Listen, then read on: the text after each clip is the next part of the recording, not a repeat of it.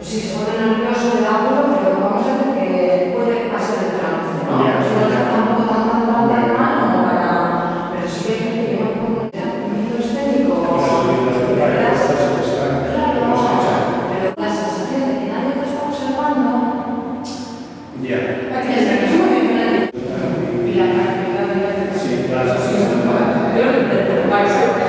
Suele salir a mediodía sobre las 2:30. Suele ser cuando te pauta.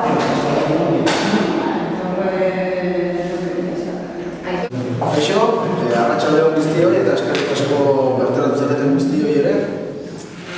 Hemen elkartu gara gaurkoan berriro ere erakusketa berri baten inaugurazioan. Ikusiko duzuen bezala, ez da ohiko inaugurazioa, atzean ez dugu artista bakarra, artista bakarra. Jende asko zinguratuta dator hau. Inauguratzen dugun erakusketa honetan, Urretxuko arte ederretako ikasleen artelanak izango dira ikusgai. Mota guztietako danak pinturakoak dira, mota guztietakoak, eta egia esan oso politak eta ikusi ditugu, eta nik zoiok zituzte guztiok. Eta aipatu ere, Urretxuko udalarentzako oso garrantzitsua dela parte hartzea, herritarre parte hartzea, honekin ematen bai diogu herriari bizia.